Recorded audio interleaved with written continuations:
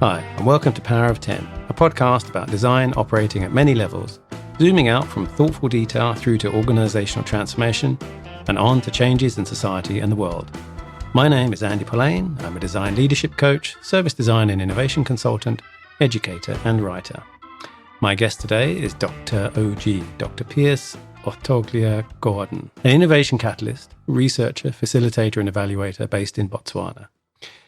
Piers is impassioned by the space between transformation and liberation and researches the complexity, evaluation and emergence of design and innovation across the world.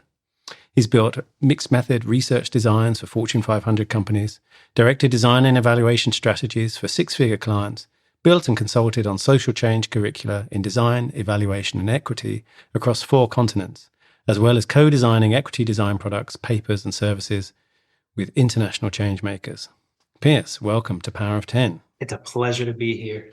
So I think we know each other because, I first came across you in Cheryl Kababa's book, Closing the Loop, all about kind of systems thinking for designers. And there was you're one of the expert people in there who wrote a piece, or I kind of had an interview in there with that.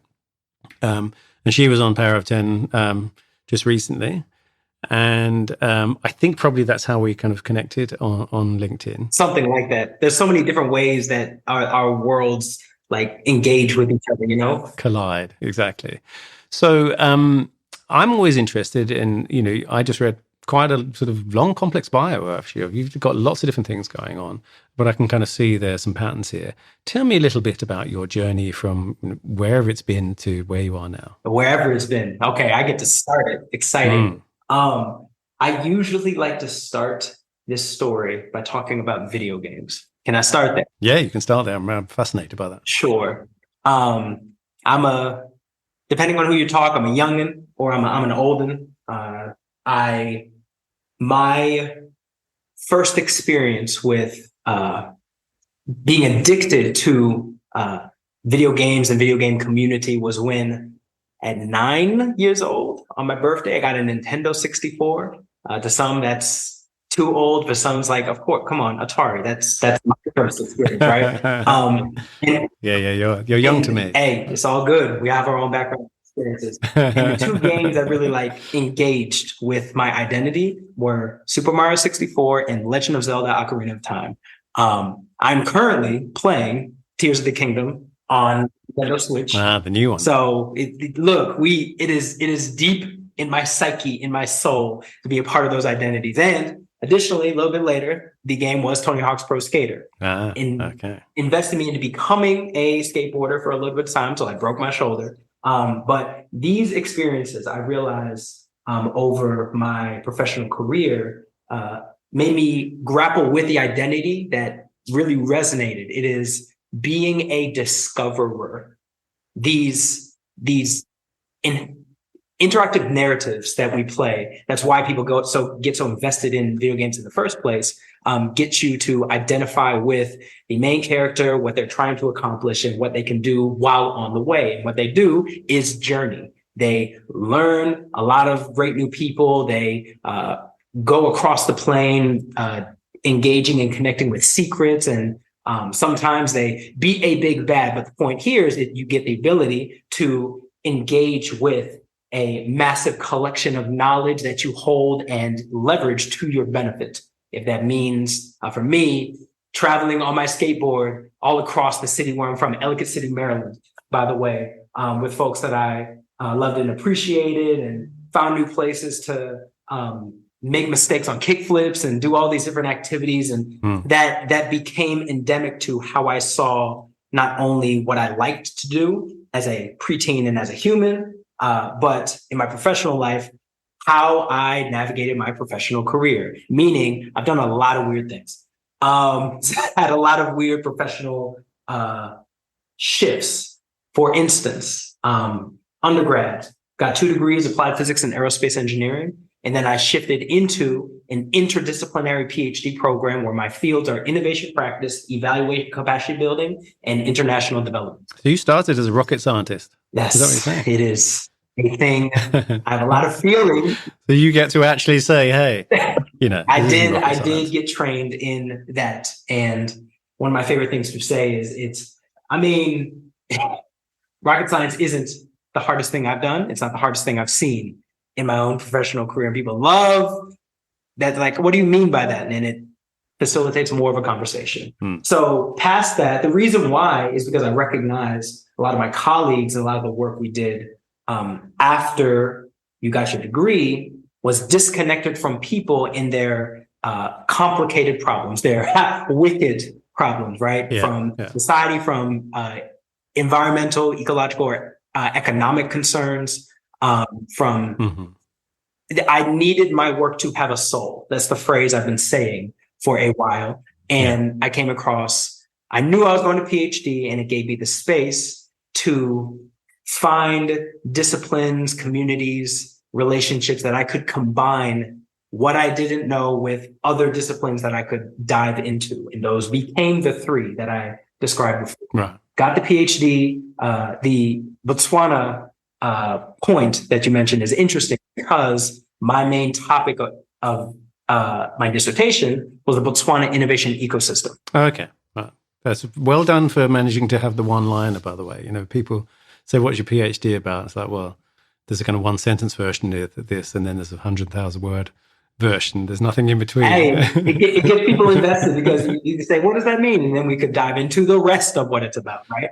Yeah, exactly. But that happened. Also, the real reason why I'm here is because I got married, because my wonderful wife is from here. Nice. We've been building a house, building a life here as well. And a lot of the work that I've done, yes, back in the States, but in here, was about extending and supporting the research that I did while I was in the process of finishing the terminal degree. Yeah. So a lot of my work has been about, the way I like to characterize it is helping people help people. Nice. So it's been social change makers, some of them being technological designers, some of them being political leaders or community activists. They have a gripe with the world that they're trying to deal with, struggle against, and they might know what the future looks like. They might know different tactics that they want to use to get there, but they might not have all of the knowledge resources to support that endeavor, whether it be ones influenced by human-centered design thinking, whether it be influenced by evaluation, systems thinking. Obviously, Sher Kababa is our mutual connection. And I try to not introduce them to, look at this field or look at that topic. You're trying to get there. Did you know this framework might help? Did you know this is a way that you could think about this issue, a way you can connect or collaborate with these topics or engage in research in a useful manner to reach the end of your journey? No, let me help you. Let me teach you. Let me collaborate on what that could look like. So it's been a lot of that. There's a thing you just said there that I really, really like that I want to pick up on, which is frameworks. I sometimes kind of rag on product folks, and they're friends of mine too, but because of the sort of service product tension thing. But they themselves talk about how product managers and product people love a framework and love a kind of. But it can easily morph into being dogmatic about this is the way to do a thing, this is how you do this method, this is what these artifacts like, journey maps or vision statements or roadmaps or whatever need to look like and so on. And you said a thing there, did you know there's a way to help you think about this differently? And I really like that as a way of framing any new methods or any new method, because you can get in deep into systems thinking and it can all be about the kind of diagramming methods and stuff like that of systems thinking, and kind of lose the whole point of it. And I think reading someone like Donella Meadows, who's got this really lovely way of writing about thinking in systems, which is the name of her book, isn't it? It's a way of shifting your mental model of the world, which I really like. So I'm really glad you kind of said it like that. Yeah, I've been doing a lot of work with different folks and learning from them in fields that I haven't been rigorously trained in. For instance, the strategic foresight and futurology community, the AI and ethics community, AI and equity community. Yeah. And a core quality for how they introduce the value of their field is humans do this already all the time. Yeah. I've heard that phrase consistently, right? The idea being that if you are a professional in a knowledge-based discipline or industry, that there's importance to the craft of doing it right and making sure that it makes sense. And I sense that tension that you just described, right? Of rigor versus practicality.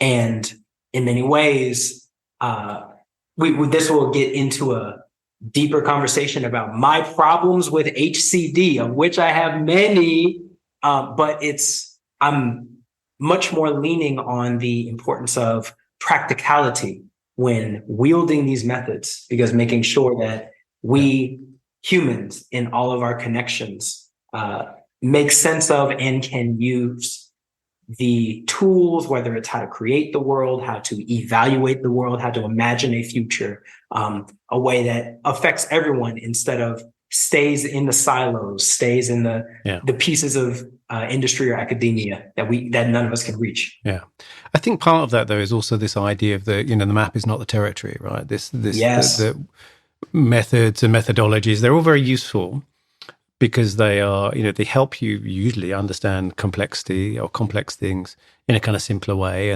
But in order to do so, like a real map, it's an abstraction, right? If you have, there's the famous, I don't know if it's a kind of tale or a kind of thing about their philosophers who wanted to build a map, create a map that was as detailed as possible, and they ended up with a map that was so detailed it overlaid the territory, right? It was because it's one-to-one.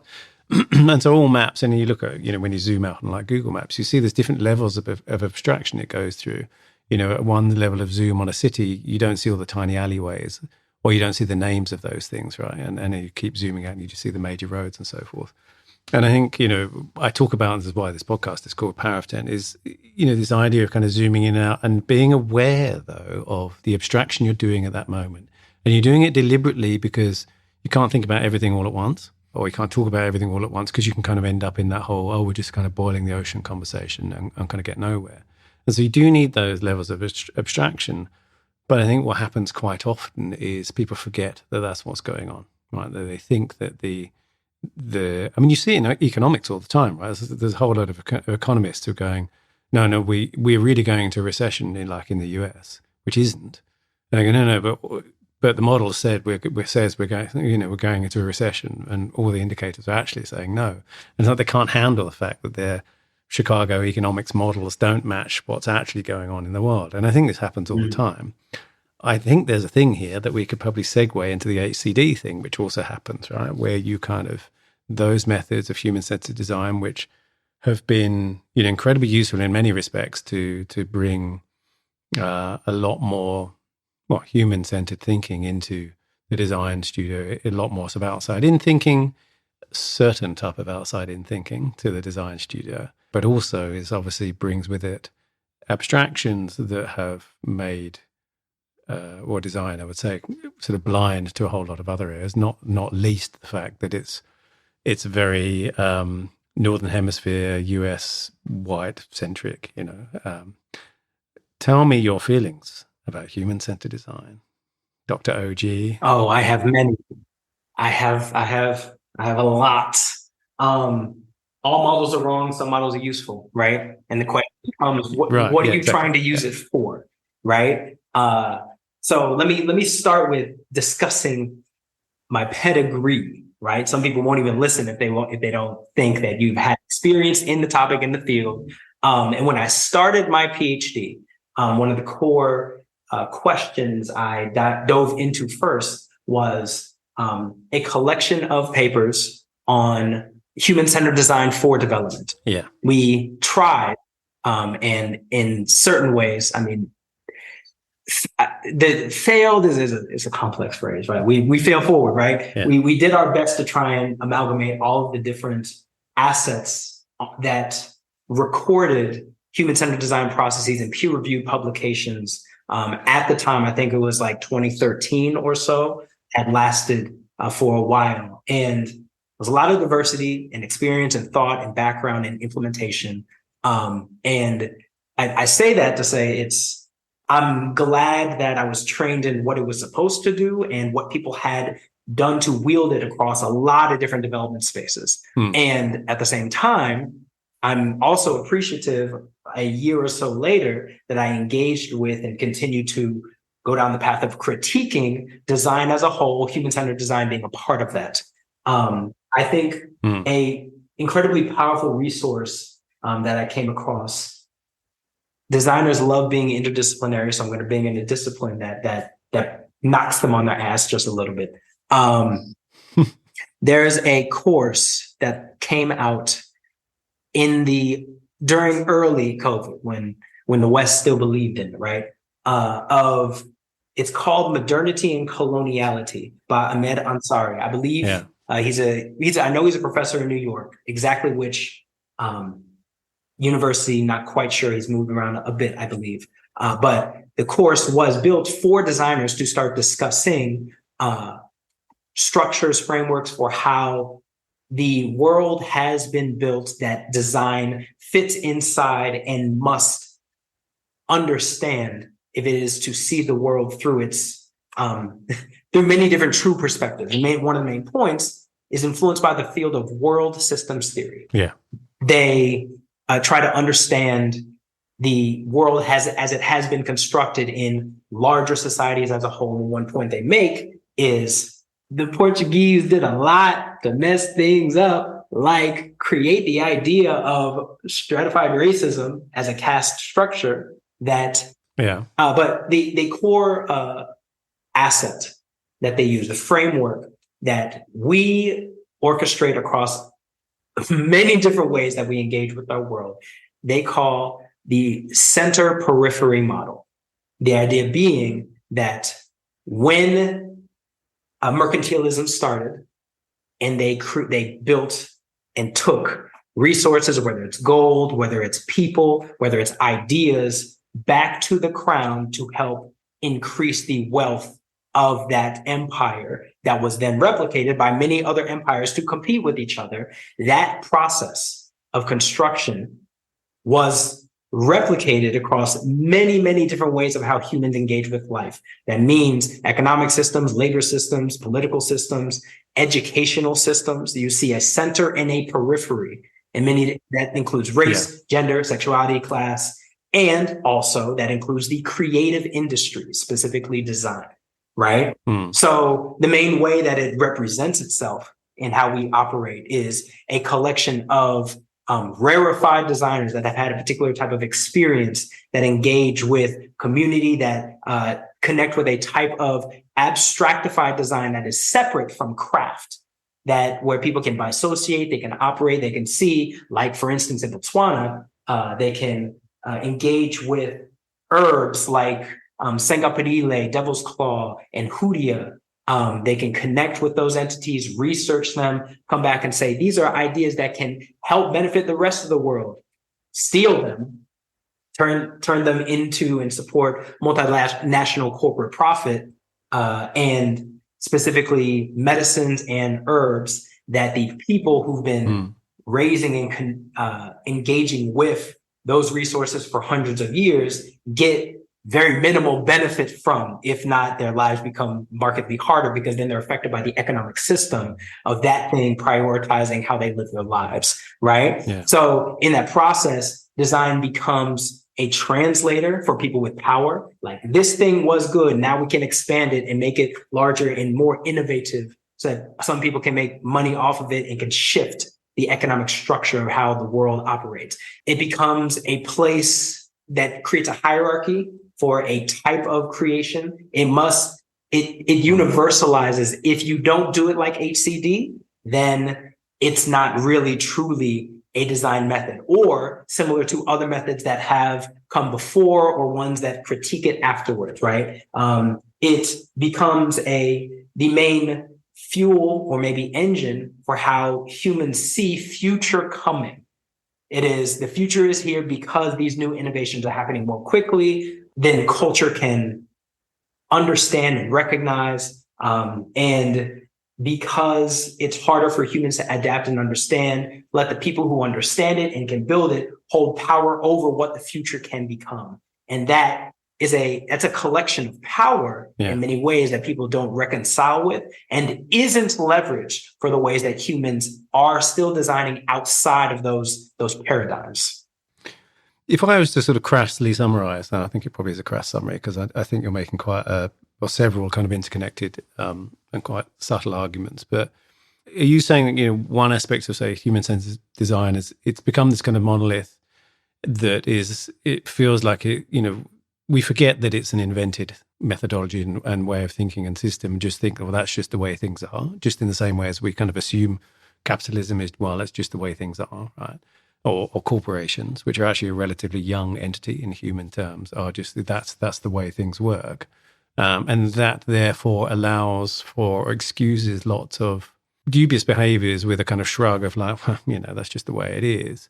And that designers, through that kind of collective shrug, have not really engaged with the undercurrents of power structures in the, the work that they're doing, and have either kind of wittingly but kind of turning a blind eye to, or sort of unwittingly become just tools of those power plays, whether that is a very sort of colonial, you talked about the sort of pharma industry, whether that's a sort of business colonialism or whether it is actual colonialism. That's definitely a part of it. So there are a lot of themes and qualities to how oppressive structures replicate themselves, right? One of them being it's universalizing. Yeah.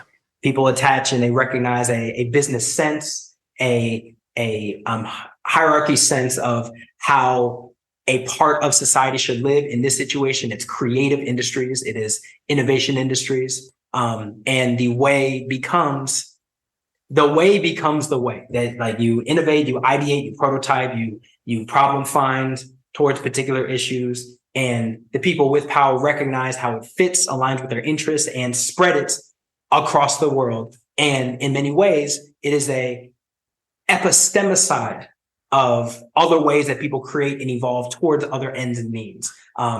Particular instance, human-centered design is very much, it can be easily aligned with scaling a particular product once you know that it's the thing that makes sense, right? So what about ways of creation and adaptability and creativity that aren't about scale, that aren't about necessarily making money? It might be about disrupting how people operate so that they can live better and easier lives. But additionally, it's also about building a hierarchy that puts humans on top. This is the easier one. Yeah, sure. Human-centered design. Yeah, no, there's been quite a lot about the shift from that to... Yeah, very much so.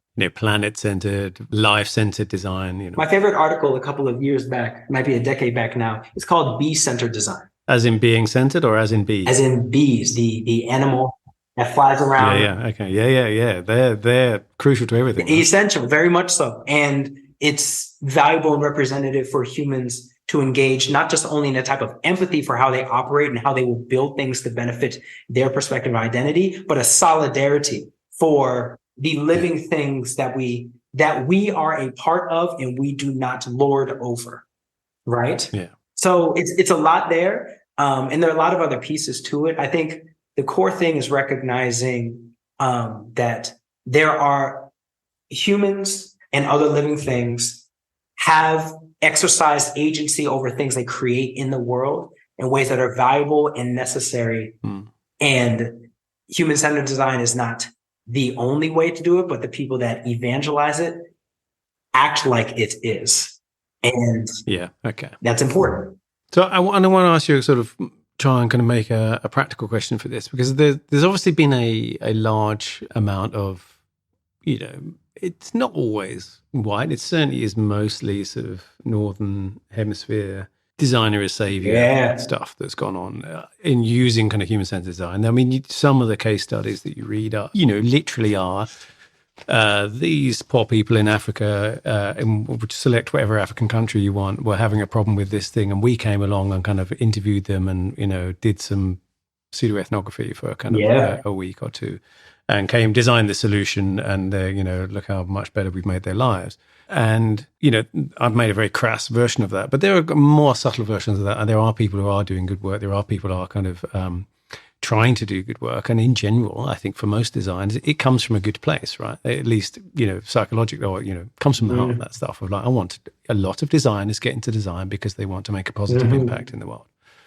And so, I see it amongst my students quite a lot too, actually. There's my master's students, they all want to kind of save the world, right? And society. And they kind of slip into this thing all the time.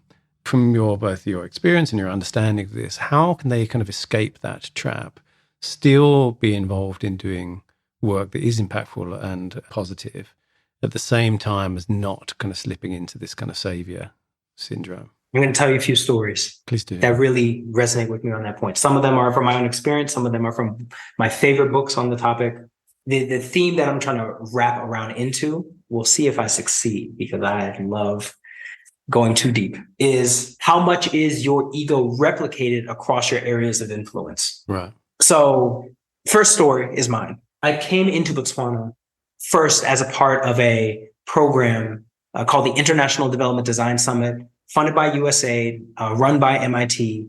Some of the folks doing the best type of participatory design at the time, all around the world, dozens of different interventions built, thousands, if not tens of thousands of people involved in the program, millions of dollars spent across the world to help benefit locally designed and testable and repairable interventions to help development, right? Yeah. We built a deep sand wheelchair. It is the gold star project. I like to say, get people saying, oh, maybe I should listen to what he's saying. I consider the intervention a failure. Here's why. 3 weeks of design and 1 week of what happens next. And we all decided collectively, like the practical decision based on what made sense in the intervention, meaning this is a potential business. It is a thing that needs health professionals involved and development professionals involved as well, that there was an institutional void separated from the people that had the issue that we were trying to address and the resources to help continue to evolve this project. So they decided we could try and send it to Zambia. We could send it to Michigan State. We could send it to some wheelchair specialists in different places. We effectively had to leave the communities that asked for the problem in the first place for years and years on end before any intervention, any value could actually come from what we were constructing for safety, for business, for a lot of different understandable but struggling purposes. Afterwards, a core part that came out of my research was 2 years of studying what had happened in that town, in that village after we came and before we were there. And a lot of reckoning with the type of ways that we engaged in design, as much as we tried to collaborate, engage in power-laden participatory design activities. What did I learn? A lot of things happened before us, number one. Number two, there was, I think a phrase that we can use here is, especially for people coming in and out that were development specialists, that were brought there because there was a development cycle of folks that could continue to bring them little, if not no, learning about what had happened before and what continued to happen. Number three, there was no recognition of the political and historical things that we couldn't address using our design expertise. Specifically, we're dealing with the San community, some of the most the most researched indigenous communities that anyone has ever experienced, because they're the direct line from where all humans descended from, right? Which gets into story number two. That idea that so much of what we're building, what we discuss, and what happened at the end were highlighted absolutely by us trying to do good, trying our best and engaging with communities in which they say it was useful and beneficial, what have you, but at its core did not make systemic change across many different projects, many different ideas to address the direct issues that we didn't even have the power and capacity to do so. Which hits into another point that you described. Designers are not the first people to do this type of interventionist activity. No. And it's even we talked a little bit about people doing things well versus people like engaging with a lot of people doing this. You said quasi-ethnography. Anthropologists, by design, in the creation of their field, went into San communities for years and years on end and did things like measure the size of their genitals and connected with them, not even asked, required to stay with them in particular ways and characterize and officialize their culture as a particular thing through their own definitions and clarifications of what ethnography should look like, not quasi, the gold standard of ethnography to represent and determine, one, this is what this world is like based on our perspective, and not just individuals, like the Western perspective of what makes sense to live like. Number two, officialize how they operate that then influences national governance strategies, definitely in Botswana, and all across the world in different ways that people do this type of activity.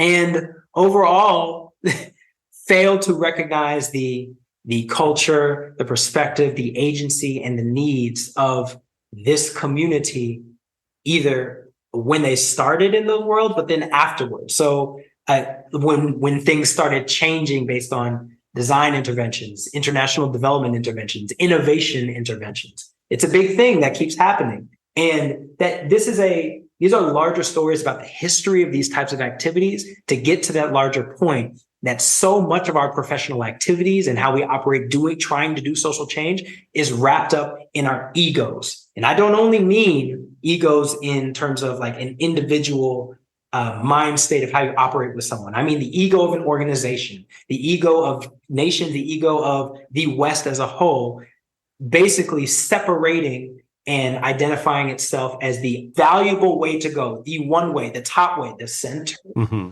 How can we get everyone else to come to where we are? Effectively, essentially, right? And design very much so buys into that, human-centered design especially, but this is a quality of how Western society has decided to construct itself that we all are not bound, but immensely compelled to play by its rules, right? So it's very, I'm saying that to make sure people recognize the enormity of that task. How do you get your ego out of this type of work? Because in many ways, a lot of students recognize, if I don't do this, then I won't succeed. They have to play by the game, even if they might not want to, right? So there's a fantastic book I keep talking about that dives into how hard that might be to accomplish. The book is called Hospicing Modernity by the Gesturing Towards Futures Collective, Gesturing Towards Decolonial Futures Collective. Okay. And it's a very hard task. There are a few resources that they suggest, but it takes a lot of hard work to be able to use them effectively, to get out of your own head and recognize how you're connected with the larger system. Right. So this is one of the things I was going to come back to, because as you were kind of talking, I was thinking that, I mean, there's a lot there. Yeah. But there is when you talk about the ego thing, I can hear the kind of, I want to do something socially impactful. I want to do good, right? And there's obviously a kind of altruistic aspect to that, but there's also kind of, I want to feel good about myself. I want to feel like my life has purpose. Now, I don't necessarily think those two things need to be, crushed, because, you can obviously end up doing good stuff as well when it comes to that. I prefer that to kind of, I want to make loads of money and screw anyone else, right? Or we want to move fast and break things, and scale as big as possible and all that kind of stuff. And, there is just to sort of go back to, one bit, I guess, your point there is this idea of like, know your history, or at least respect what is there. And, go and find out and respect what's there, even if you say, oh, that's all kind of rubbish and we're going to do something new. But I think there's a difference between being kind of looking at what's gone before and kind of deciding we're going to make a break from that, to just being ignorant of what's come before. Yeah. Those are two very different kind of ways of looking. And I think what happens quite often in actually in design studios in general, even if we're doing something for like kind of retail shopping center in, in Australia, the design teams often don't bother to go and have a look at the literature because people have been studying kind of retail habits and the psychology of shopping and, consumerism, all that for decades. We're not very good as a discipline, I think. And maybe a human-centered design is part of to blame for this because it talks about, it sort of sets primary research as the kind of primary, number one thing. And whereas, say in sort of peace development, security, kind of that kind of world, the literature is the thing, right? Best practice from, this area and this, what the UN did here, and, which is not often best practice, but nevertheless, that's the literature, right?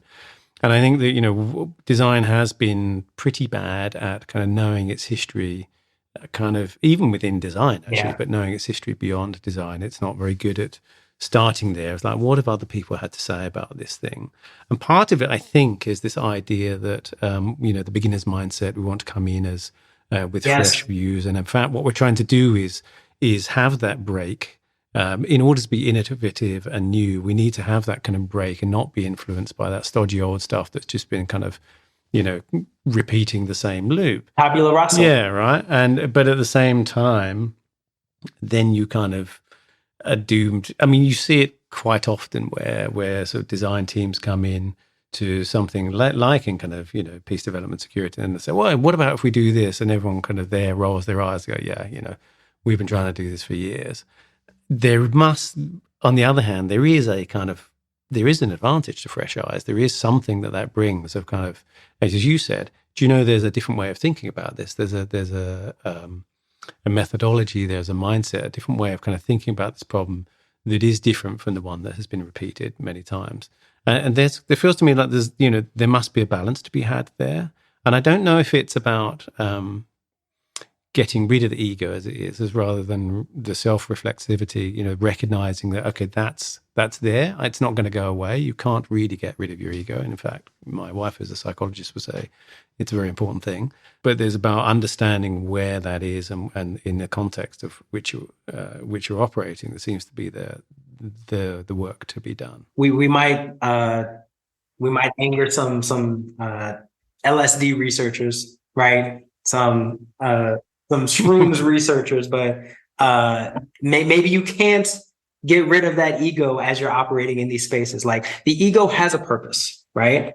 It was created to ensure humans can develop and recognize where they are, what they offer, what agency they hold, and what matters in their life as they're becoming adults, as they're becoming full. Yeah, right. It's also the thing that helps you make the break. That's why the terrible 2s and 3s. Very much so. It helps you make the break from the kind of the parent, particularly the mother, usually, as because up until then you were just kind of part of a whole with your parents. Yeah, and very much so.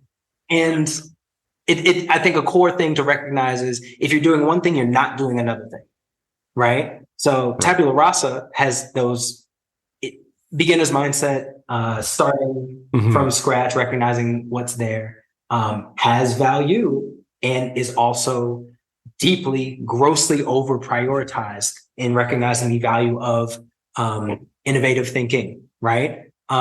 Because it also has a history in colonialism as a concept. The idea, terra nullius. I was about to say exactly that. I lived in Australia for a long time, right? Boom. It's there. We all see the qualities and parts of it, and recognizing it's what it does, the consequences of utilizing it and trying to hedge those for the future is a valuable endeavor. But also, it's the struggle is recognizing as you're trying to navigate your ego, as you're trying to figure out where do I sit when trying to do this type of work, is you definitely have to know, what am I getting out of this? Why does it matter to me?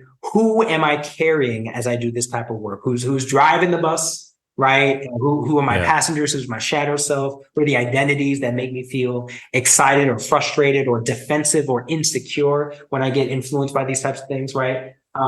Because those, if The other problem with move fast and break things is you get any opportunity to reflect on those struggles is fuck it. We got shit to do. We got to move fast. That's the struggle, right? There's a lot there, and it's the struggle is a part of the struggle is while doing that hard work of recognizing what influences you as you're trying to engage in any type of social change, whether you're an evaluator or a researcher, you're a designer, you are a systems thinker, you're a futures thinker, right? Is number one, how much of you are you bringing into that space? So you have to get to know you very well. That becomes a constant practice. But also recognizing I'm not sure that you'll be able to separate yourself from what you're trying to accomplish, but valuing and engaging with what other people, other living things also bring to those spaces that then could create unexpected, valuable, and very interesting ways to shape our world. Yeah, well, there's a thing I've often talked about design, or designers, often in sort of corporate spaces actually, which is this need for a kind of balance between ego and humility. Because you do need, it is a practice, where basically you look at the world and go, that thing could be better. This isn't as good as it could be. And I've got an idea of how it could be better. And I'm going to kind of make a thing, or I'm going to create a thing. And to bring this thing into the world and manifest it. And so there's a kind of certain amount of ego involved in that I think you actually need, right? At the same time, there's a humility that you need to have to be open to, critique and change and feedback and all those sort of things, but also the history and the context and, what have other people done? What have non-designers done in this? Or, what design have people who have not called themselves designers, but what design have those people done? That you need. And it's a kind of constant back and forth, I think. And, we have the star designers occasionally, and then that becomes the sort of, the auteur designer, particularly in the 90s, there was a lot of that. And you can kind of also go the other way, though, I think, where you can kind of end up in kind of like a paralysis, and I see it actually quite often in design teams when they feel like, I see it in students all the time, where they feel like, I just need a little bit more research, because at some point, it's like, I'm going to get to the point where the end users or the, whoever is going to be using this thing, whoever I'm researching, is going to tell me what I have to design and to sort of end up in a kind of design by numbers thing. If I just get enough research, it's going to, it's going to tell me what I need to do. But there is a bit, that never happens, right? There is a bit in the middle where you do have to take that leap and go, okay, I think, hypothesis-driven designs, I believe, that this thing is going to, help in some way. But obviously you need to build in that sense and respond, that feedback loop to go, oh, okay, that I was wrong about that. What I think is, you talk about sort of HCD, the thing that bugs me the most is this obsession with speed and velocity as a kind of de facto a good thing, because I actually think it's that, the move fast and break things, it's not so much the breaking things, it's the lack of reflection on what you've broken that's the problem. It's the moving fast bit, as if like you can break things, but if you don't care about what you've broken, that's problematic. And if you're going really fast, it's like, that's in the past, right? And the tech industry in particular has got like a collective amnesia. It's got a kind of memory that is not much longer than about 6 months. I was just talking to someone yesterday who was talking about how 6 months ago there was a massive flood of, they work for an AI startup, AI kind of driven startup. 6 months ago, so we're at the beginning of, middle of September as we're talking about this. 6 months ago, there was a kind of investors were throwing money at anything with AI. And he said, actually, in the last 3 months, that's kind of dried up again because, they'll be on to the next big thing or whatever. And, that speed, I think, is a problem. And when you think about, the sort of, I talked before about how corporations are relatively young in the kind of history of human culture, right? The idea of this entity, this legal entity in many cases, that has been created to actually give cover to all sorts of murderous and terrible activities. The problem we have, I guess, collectively in the world is that very short-term memory and thinking and understanding of humans in the world, right? And I think that plays out in all sorts of different kind of scales. Both in, I just talked about the tech industry, but I think it also you can think about human-centered design. You can think about sort of design for social impact and change and those kinds of things that even when we think in terms of decades, that's still very, very short. Design actually really struggles to operate in a kind of with a sort of long-term point of view. Yes, very much so. There's a lot there. This is the problem. Each one of us is saying something that has a lot that we could dive into. Yeah, it has a lot in there. So I'm gonna pose a collection of questions to problematize, right? To expand based on what you said. I heard ego. I heard short-term perspectives. I heard a lot of pieces. What comes to mind is, for instance, when we create things, when we ideate and create things, we operate in many ways in the same rationalities that replicates how we show up in the world that might hurt others. So, for instance, what if when you come up with an idea or an intervention that goes out into the world, what if you could build structures that separate the ownership of your idea or the thing you built from the thing and how it operates in society, right? So what if you could see yourself, instead of separate from the thing that's that is the problem with society, that you could see yourself as a part of it. You are moved, you are shaped by it, you're molded by it, and you see the problems even inside yourself and others. So you become an active agent in addressing those things without thinking that I do it because I know better, but I do it because there is a need. And that hits on the third point that I wanted to potentially ask about, the idea of what if design as a field, we can't throw the baby out with the bathwater. A core quality is interdisciplinarily, holistically working through the need of humans to address a particular problem using novel, creative, unique solutions. So what if that need has other influences besides humans? How do you listen for? How do you gain feedback from those other entities to determine how that fits, instead of the denying of the externalities that affect how we engage with many different cultures, many different industries, saying this is what matters, whether it's the market, whether it's population, whether it's who's winning the next election, what have you, but how things are going to react and live in our society this generation, 7 generations. A while back, not long term, like the long-termists, right, like to talk about, but what would it look like for you to do design where you listen to that extent and then build things that shape a more healthy system or structures in society? A lot of things to think about, but I think they're worth it. It puts the sort of 2-week design sprint into perspective. It does.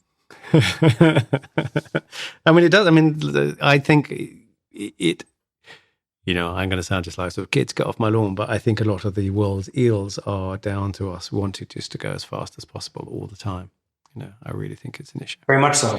So listen, we're coming up to time. We're easily coming up to time. It's going to be a long one, but that's okay. I like it. Tell me about Moving Beyond. Sure. I'll tell you about a great colleague that I met just over a year ago, Aparna Ray, who built the organization from the ground up. Their focus being on diversity, equity, inclusion, and data, recognizing the value of building equitable spaces by what you can measure, what you can track, what becomes applicable. We found each other. We were kindred spirits. We were both nerds in these topics. And we said, we've had weird careers. We want to build a course. What should it be?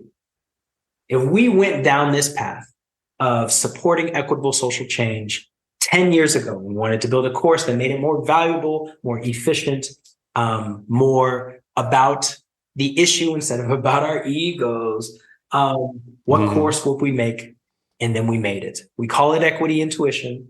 We are running real close up to the deadline where the actual convenings are starting September 26th. It's a 6-week meeting, not 2 weeks, 6 weeks, a little bit more time. But it's our baby. We put a lot of time. We are putting a lot of time and energy into the frameworks, resources, the experiences, the issues that people are bringing into those spaces to try and work through with other people, other troublemakers that have gripes about equitable concerns in the world. And it's very much so influenced by design thinking methods, through systems thinking methods, and through people that have critiqued those fields as well. What we all agree on and recognize is there's a lot of shit wrong with how the world operates.